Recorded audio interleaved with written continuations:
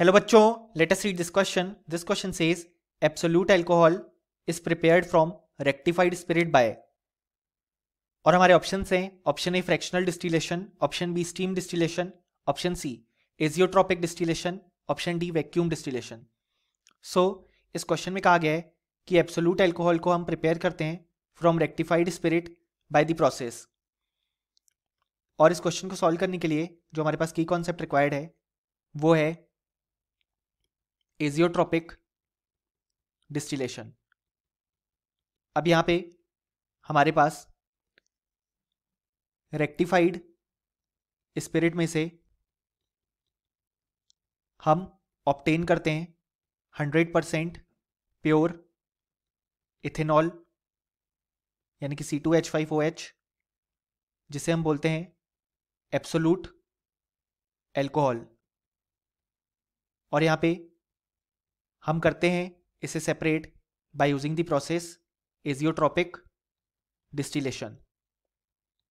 अब यहाँ पे एजियोट्रोपिक डिस्टिलेशन इसलिए यूज किया जाता है क्योंकि यहाँ पे हमारे पास constant boiling point mixture present होता है,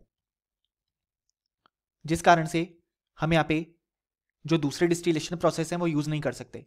क्योंकि फ्रैक्शनल डिस्टिलेशन में हम फ्रैक्शनेटिंग कॉलम का यूज करते हैं, बट वहां पे भी हमारे पास difference in boiling points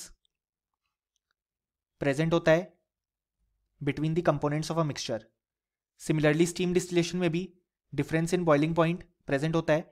vacuum distillation में बेसिकली हम डिस्टिलेशन करते हैं अंडर रिड्यूस्ड प्रेशर, क्योंकि जो कंपोनेंट हैं वो बॉइलिंग पॉइंट से पहले ही डिकम्पोज हो जाते हैं, लेकिन वहाँ पे भी difference in boiling points present होता है.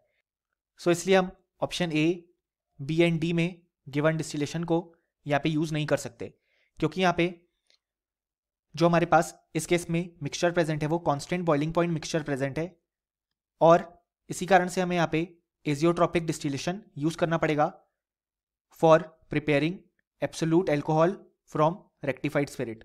सो जो करेक्ट आंसर होगा वो होगा ऑप्शन सी.